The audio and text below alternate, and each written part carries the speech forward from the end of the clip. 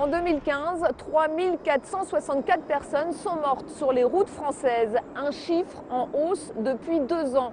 Malgré les annonces, malgré la répression, la France s'éloigne chaque jour un peu plus de l'objectif fixé par le gouvernement, moins de 2000 morts en 2020. Drame humain, familles brisées, blessures irréversibles, les routes françaises continuent de faire des ravages. La mortalité routière est-elle une fatalité ? Aurions-nous atteint un seuil incompressible? Itinéraire bis vous emmène en Alsace où la mortalité routière a atteint son niveau le plus bas l'an passé. Dans cette émission, je vous emmènerai à la rencontre de Anne et Sylvie. Il y a 3 ans, ces mamans ont perdu leur fille, fauchée par un chauffard. Elles nous raconteront leur vie d'après, difficile, et leur combat pour lutter contre la violence routière. Un autocollant S comme senior. Voici l'idée pour le moins originale lancée par Gilles, un habitant de la région parisienne, pour prévenir de la présence de personnes âgées au volant, des conducteurs vulnérables pour qui la voiture reste souvent le seul moyen de déplacement.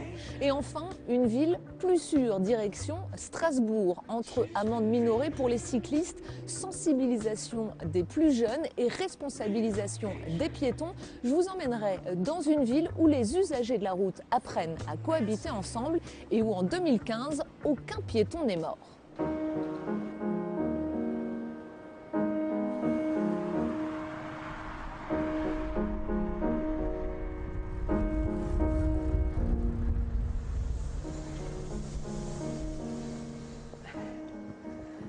Bonjour. Bonjour Sylvie, bonjour Anne. Bonjour. Derrière les chiffres de la sécurité routière, des destins brisés, merci d'avoir accepté de témoigner. Vous avez perdu vos filles dans un accident de la route il y a maintenant 3 ans et aujourd'hui c'est important pour vous de raconter. Oui, c'est important pour nous, c'est un devoir de mémoire. C'est important parce qu'il faut absolument pas que cet accident devienne un banal fait divers. Et puis le raconter, c'est peut-être espérer que ce genre d'accident n'arrive pas à d'autres familles. Lors de l'accident, vos filles avaient 14 et 15 ans. Vous vous êtes très rapidement engagés dans des actions de prévention routière, notamment aux côtés des jeunes. Pour comprendre, on a passé un peu de temps avec vous. On regarde. Voilà, et tu sais, une fois que j'ai fait ça, c'est le Longchamp là à 250 €. Vu de loin, on pourrait croire à 2 amis qui se baladent en ville le cœur léger. Ah oui, mes fameuses écharpes, il faut que je les envoie aussi bientôt. Mais derrière cette image, un destin scellé par une tragédie, celle de la mort de leur enfant. Emma et Noémie, 2 jeunes filles de 14 et 15 ans, percutées à 2 pas de chez elles par un chauffeur ivre, un soir de l'été 2012. Le choc ne leur a laissé aucune chance. Bonjour. Faut avoir envie de se lever le matin. Là, on n'est pas seul déjà, on est 2. Et on a ce combat, donc il faut qu'on tienne jusqu'au bout. Mais ouais, elle voulait une fois que je la photographie avec toutes ses coupes. Une des dernières, quand Emma était... Aujourd'hui, Anne et Sylvie partagent leurs souvenirs. Les photos du passé, les dessins des amis. 2 classeurs pour ne pas oublier qu'elles ont présenté au procès à l'homme responsable de l'accident. Ça fait du bien de pouvoir s'exprimer, de le regarder dans les yeux et de dire voilà, on est des mamans, voilà ce que vous nous avez pris. Parce que quelque part, cette douleur, il doit aussi la prendre. Cette image qu'on a de nos filles mortes dans notre village, il faut qu'il l'ait aussi. Donc lui, il a vu leur sourire et maintenant elles ne sont plus là. Évoquer le jour du drame est encore très douloureux. Elles n'ont pas souhaité témoigner sur le lieu de l'accident. Un village où, à leur grand désespoir, rien n'a changé, si ce n'est les affiches qu'elles ont imaginées avec les amis d'Emma et Noémie. 3 ans après le drame, leur regard sur la route n'est plus le même. On est beaucoup plus vigilants, on voit les erreurs des conducteurs, surtout les téléphones, ceux qui ne portent pas la ceinture, les enfants pas attachés. Ça, c'est inadmissible pour nous, c'est vraiment des erreurs à ne plus commettre. Si on respecte les règles, il ne se passe rien. Ou du moins on minimise tous ces accidents de mauvaise conduite, quoi. Si la vigilance d'Anne et Sylvie est devenue quotidienne, d'autres ont encore beaucoup de chemin à parcourir. Pour synthétiser, quand je commets une infraction, ça ne provoque pas l'accident systématiquement. Ça, c'est pas vrai. Par contre, à l'origine des accidents, on sait aujourd'hui qu'on a une infraction dans 80% des cas. À Colmar, Annie et Didier animent des stages de sensibilisation à la sécurité routière. Excès de vitesse, conduite sous stupéfiants ou sous alcool. Dans la salle, 11 hommes et 2 femmes, présents pour récupérer des points ou contraints par la justice en alternative à une sanction. Des contrevenants de tout âge, souvent dans le déni. La liberté, elle est où maintenant? Ah, il y en a 12 ans. Il n'y a pas de liberté, il n'y a plus rien. J'ai coutume de dire que le plus mauvais endroit pour s'adresser à un conducteur, c'est lorsqu'il est au volant de son véhicule. Donc là, ça permet de prendre de la distance, de réfléchir à ses pratiques et puis évidemment de mettre un petit peu de pédagogie, le pourquoi de nos pratiques, le pourquoi de la règle, essayer de faire concorder tout ça et puis essayer de trouver des leviers qui leur permettent de ne plus s'exposer à l'infraction et puis évidemment moins au risque en général. À 24 ans, Adrien en est déjà à son 3e stage. Cette fois-ci, il a été contrôlé positif au cannabis. Le juge lui a proposé cette formation plutôt qu'une amende. Je le savais, je savais ce que je risquais. Donc qu'il y ait des contrôles, je me suis fait attraper. C'est comme ça le jeu du chat et de la souris, j'ai perdu. Là, quand ils nous disent des choses, on écoute, on se dit ah c'est vrai, mais après de là à le faire, c'est différent. Peut-être que d'ici 1 mois ou 2, j'aurais tout oublié.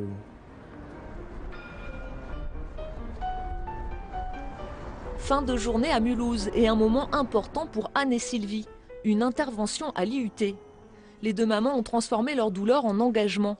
Résultat, une campagne de sécurité routière réalisée avec les étudiants. 1 année de travail pour imaginer des affiches, des spots radio et des films.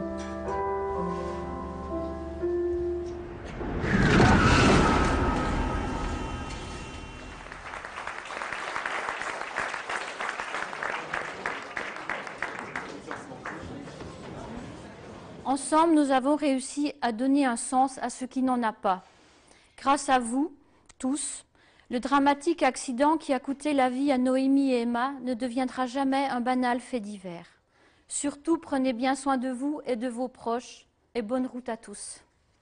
Un grand merci.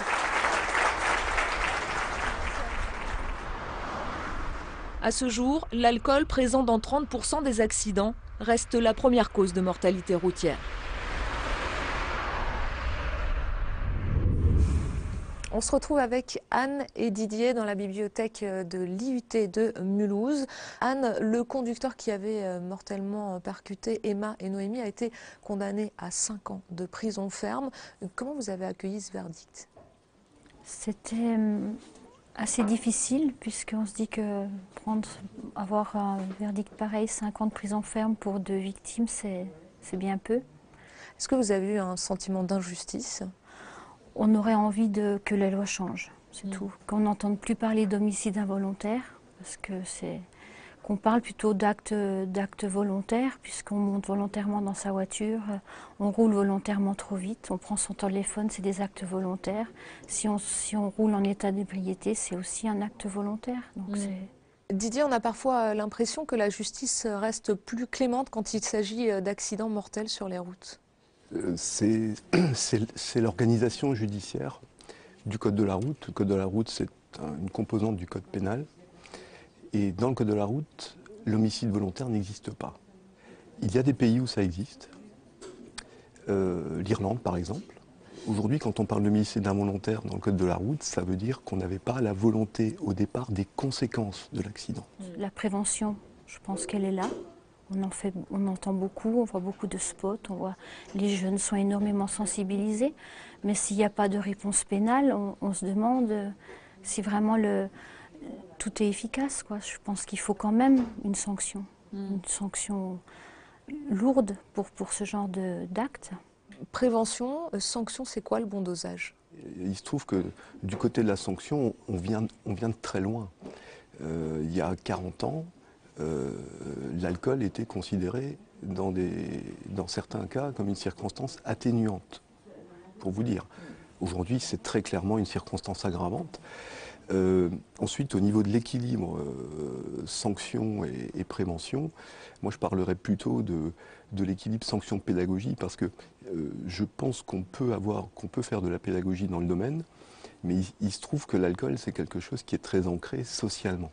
Et on a encore du mal à faire passer le message que la consommation d'alcool, soit pourquoi pas, mais en aucun cas ne l'associer à la conduite automobile. Ça, c'est un message qui est très très difficile à faire passer. Didier, on l'a vu dans le reportage, ça fait 20 ans que vous animez des ateliers de prévention routière. Est-ce que vous avez vu le comportement des conducteurs évoluer?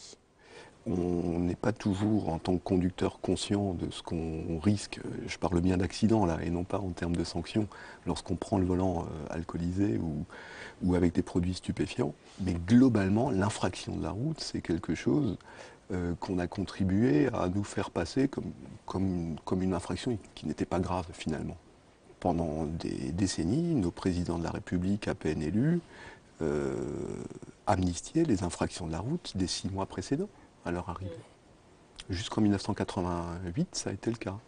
En 2015, le nombre de morts sur les routes a augmenté pour la 2e année consécutive. Ça vous inquiète? Oui, parce que je pense quand on est victime comme ça d'un tel accident, on aura envie que ça n'arrive plus. Ne plus l'entendre, que d'autres familles n'aient pas à vivre ce genre de drame. Et puis on se dit, on a du mal à comprendre pourquoi. Parce que l'information est là. Il faudrait se dire, des fois, considérer vraiment que c'est quelque chose aussi de dangereux. Merci Anne, merci Didier. Merci à vous. Merci à vous.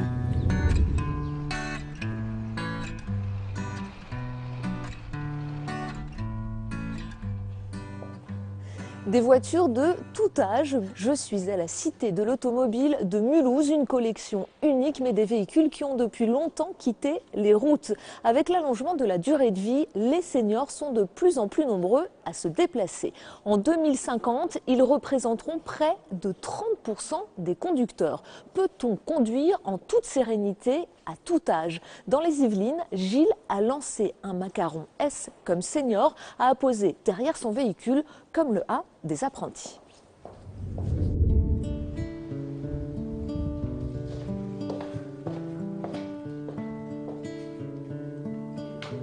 À 74 ans, François vit une retraite bien tranquille.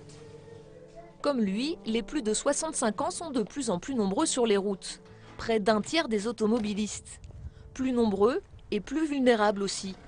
Mais pour François, pas question de se séparer de sa voiture.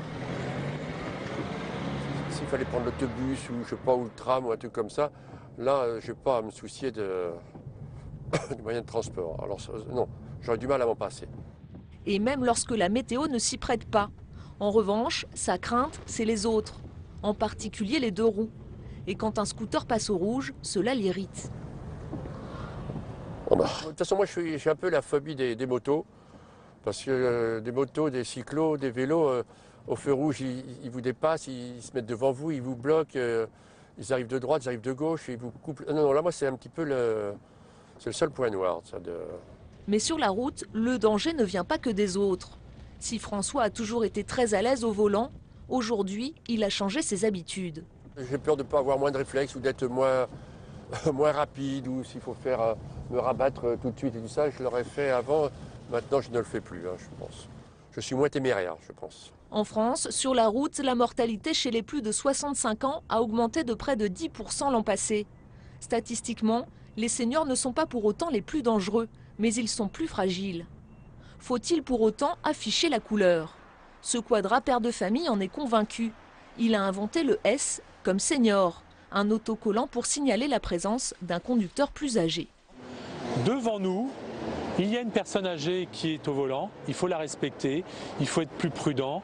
Donc c'est important que les autres automobilistes sachent que devant eux, il y a une personne âgée qu'il faut la respecter dans 30 ans. Quand vous serez encore autonome, vous serez encore chez vous et que vous aurez peut-être un peu moins de facilité à conduire, je pense que l'autocollant vous sera vraiment indispensable. L'autonomie, prolonger la capacité des seniors à conduire en toute sécurité, un enjeu de taille. Nous retrouvons François à Paris. Il a été invité par sa mutuelle pour participer à un stage de remise à niveau des connaissances. Je commence. François, allez. Au programme, pas de conduite, mais une série d'exercices à l'arrêt. Sur le trottoir, François teste sa motricité. Donc je vais me mettre dans l'angle mort, je vais tenir une balle et vous allez me donner la couleur de la balle. Top. Orange. Donc, motricité, bon, pas de souci au niveau de la motricité. Test réussi, mais cela se passe différemment à l'intérieur. Réponse B, 90 km/h. Réponse C. Lorsqu'il faut revoir le code de la route, François et les autres stagiaires ont plus de mal. Je crois que je vais vous laisser mon permis en partant. Je pensais que j'aurais un score meilleur que ce que j'ai eu, sincèrement. Je me sentais un petit peu, pas ridicule, mais j'étais persuadé que j'aurais un meilleur score et comme quoi on a des lacunes. Je n'ai eu que 7 sur 12, là, je ne sais pas combien, hein, donc il y a des interprétations que je fais que je ne devrais pas faire des fois. Des stages qui permettent aussi de tester sa vision ou d'analyser ses capacités à réagir, mais surtout de combler ses lacunes. Prévention des risques pour les conducteurs confirmés avec toute la nouvelle réglementation, ce qu'on évoquait. On voit dans nos formations des gens qui ont passé leur permis de conduire il y a 70 ans. Donc l'idée, elle est là. C'est accompagner les seniors pour qu'ils puissent conduire en sécurité le plus longtemps possible. Ces stages pour seniors ne sont pas obligatoires. Y participer reste une démarche personnelle. L'occasion aussi d'échanger et de se remémorer des souvenirs d'antan. Lorsqu'à l'époque, l'examen du permis de conduire se passait en quelques minutes.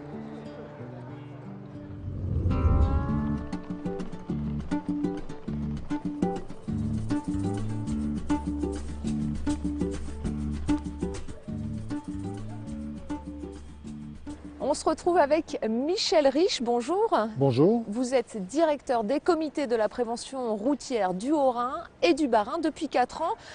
Quels sont les résultats en termes de sécurité routière dans la région ? Alors au niveau de la mortalité, les résultats sont favorables en Alsace parce que contrairement aux statistiques générales des autres départements en France, on a beaucoup moins de morts sur les routes cette année que lors de l'année précédente. Alors en 2015, la mortalité routière en France est en hausse pour la 2e année consécutive. Ce n'était pas arrivé depuis les années 70. Comment l'expliquez-vous ? Alors effectivement, on déplore 3464 décès sur nos routes en 2015. Et bon, ça s'explique un peu par le fait qu'on a eu des accidents très importants avec de nombreuses victimes. On peut aussi penser que le fait des événements, des actes de terrorisme, etc., qui ont impliqué beaucoup plus les forces de l'ordre dans ce domaine-là. Et quand on a moins de gendarmes, de policiers sur le terrain, on a également tendance peut-être à être moins vigilant. Moins de 2000 morts en 2020, c'est ce que souhaitait Manuel Valls. Est-ce que c'est toujours envisageable ? Alors a priori, aujourd'hui, ce n'est plus envisageable du tout, puisque l'écart est trop grand. Mais ce qui n'empêche qu'il faut faire de la prévention, accentuer le travail, délivrer des messages, et pour que les gens modifient leur comportement et surtout qu'ils prennent conscience que conduire, ce n'est pas un geste banal. La vitesse est en cause dans un quart des accidents mortels. Le gouvernement vient de décider d'installer des radars leurres et plus de radars fixes. Est-ce que c'est une bonne nouvelle ? Si ça contribue au même effet que le fait de voir un gendarme, sans forcément qu'il y ait de verbalisation derrière, pourquoi pas ? Voilà. C'est simplement, de mettre des leurres, c'est peut-être simplement un rappel à la vigilance des conducteurs. Il y a aussi la question de l'alcool. Cet été, le taux d'alcoolémie maximale des jeunes a été baissé à 0,2 g. Interdire totalement l'alcool au volant, c'est vers ça qu'il faut aller ? Évidemment, ce serait mieux, mais je crois qu'aujourd'hui, on ne peut pas le faire compte tenu de l'économie qu'il y a autour de l'alcool. Alors bien sûr, à face de ça, il y a les vies humaines. Je pense qu'on va y arriver petit à petit. On était à 0,8, on est descendu à 0,5, maintenant à 0,2. Peut-être que dans quelques années, quand la population sera plus à même de l'accepter, on arrivera à 0. En Allemagne, ils ont le même projet également, c'est d'arriver à un taux 0. On vient de le voir dans le reportage, une association de la région parisienne propose d'apposer un S sur les voitures des seniors. Est-ce que c'est une bonne idée ? Sur la route, il y a différents usagers de la route. Il y a des tout jeunes, des jeunes et des plus anciens.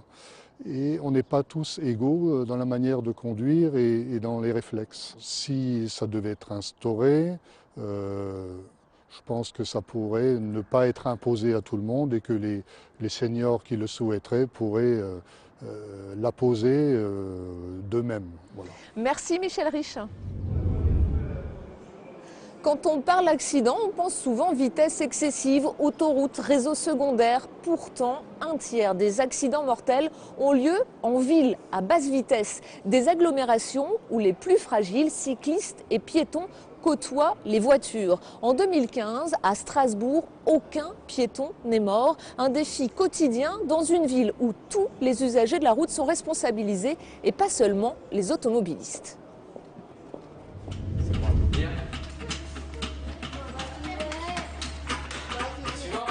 Ce matin-là, il fallait être motivé pour sortir les vélos. Au programme, pluie, froid et apprentissage du code de la route. Allez, c'est parti, on va vous mettre sur la piste. Donc, interdiction de faire vitesse excessive l'un derrière l'autre. On ne dépasse pas, j'ai dit. Feu rouge, priorité, rond-point, tout y passe pour responsabiliser les plus fragiles. Sur cette piste de sécurité routière, adaptée, les plus jeunes apprennent que la route n'est pas un terrain de jeu. Il faut aussi qu'ils comprennent que s'ils font une erreur avec un panneau, malheureusement, il peut y avoir un accident. Ils pensent en fait ils sont là pour s'amuser, donc là, on est aussi là pour les recadrer. Et sur la chaussée, sur la route, sur la chaussée, il y a une... C'est pas évident. Piste cyclable, c'est facile, mais sur la chaussée, ça va s'appeler une bande cyclable. Donc là, tu cliques sur comment? C'est le test. À Strasbourg, 2 centres d'éducation routière comme celui-ci forment ces jeunes. Des droits, mais aussi des devoirs. Chaque année, 20 000 élèves de primaire passent le permis cycliste junior. Un véritable examen. Je suis dans ma voie pour aller à gauche, donc je vais à... Je n'ai pas droit d'aller tout. Ni à... Très bien. En 2015, à Strasbourg, aucun piéton n'est mort. Et pourtant, ici, plus qu'ailleurs, voitures, vélos et piétons partagent le même espace. Une cohabitation pacifiée si tout le monde respecte les règles, à commencer par les passants. Sur ce carrefour très fréquenté, traverser au rouge peut s'avérer dangereux. Alors voici le décompteur de feu. Une première en France, ou comment inciter les piétons indisciplinés à patienter. Effectivement, les voitures, c'est elles qui sont plus dangereuses et qui peuvent mettre en péril la vie d'autrui et donc ils doivent faire attention. Mais il y a bien sûr aussi les piétons qui parfois traversent pas forcément dans les clous comme on dit. Ça peut être grave parfois et parfois pas, mais on essaie en tout cas sur ces aménagements-là d'apporter une facilité pour encourager les comportements qui soient respectueux des autres usagers de la route. Depuis 2013, la ville a dépensé près de 3 millions d'euros pour faire cohabiter tous les usagers. Des rues rétrécies, ce sont des trottoirs plus larges pour les piétons et des pistes pour les vélos. L'année dernière, cette borne a compté plus de 2 millions de passages. Dans cette ville laboratoire, on teste grandeur nature sans cesse de nouvelles solutions et des sanctions, comme l'amende minorée pour les cyclistes qui passent au rouge, 45 € contre 90 habituellement, et des forces de l'ordre qui n'hésitent plus à verbaliser. Donc on a mis en place avec le procureur à l'époque cette amende minorée. Alors on est passé rapidement de 400 à 1000, 1200 amendes par an et ça a entraîné dans les 2 années qui ont suivi une diminution de l'accidentologie cycliste. Fabien Masson quitte rarement son guidon. Si la ville compte désormais 560 km de pistes, les vélos ne sont pas toujours à l'abri du danger. On a ici un cas concret d'une bande cyclable où le cycliste a toute sa place puisque la bande cyclable fait 1m10 à cet endroit, donc est largement assez grande. Par contre, si on a des comportements comme cette camionnette ou encore la voiture qui est juste devant, qui est stationnée à cet endroit, le cycliste n'est plus en sécurité, tout simplement. L'an passé, sur cette avenue, un cycliste est mort en évitant une voiture mal garée. Un camion l'a percuté. Dans la capitale alsacienne, les comportements de la route sont scrutés et analysés en permanence. Depuis le pôle de sécurité de la ville, des centaines de caméras et autant de capteurs permettent de gérer les flux des usagers à distance. Rappelez-vous, le compteur de vélos selon le nombre de cyclistes. Les temps de passage au feu tout proche peuvent être rallongés. Le fait d'allonger le temps pour les vélos, ils vont aussi respecter la traversée, ils ne traverseront pas au rouge. Et il faut aussi trouver toujours le meilleur partage. Quand on a beaucoup de vélos, il n'y a pas de raison de les pénaliser sur leur traversée, alors qu'ils sont peut-être plus nombreux à un moment donné que les voitures. Puis voilà, statistiquement, on montre quand même que sur le cœur de la ville, on n'a quasiment aucun accident entre un piéton et un cycliste. C'est rentré dans la culture strasbourgeoise. En France, seules 5 villes de plus de 100 000 habitants ont réussi à éliminer les accidents mortels de piétons sur un an. Encourageant, mais très loin derrière les Pays-Bas, où une grande ville sur 2 est considérée comme sûre. Voilà, Itinéraire bis touche à sa fin. En 40 ans, en France, le nombre de morts sur la route a été divisé par 5. Mais comme on l'a vu dans cette émission, en matière de sécurité routière, beaucoup reste à faire. Une automobile trop souvent meurtrière qui apparaît pourtant pour beaucoup comme indispensable. À bientôt.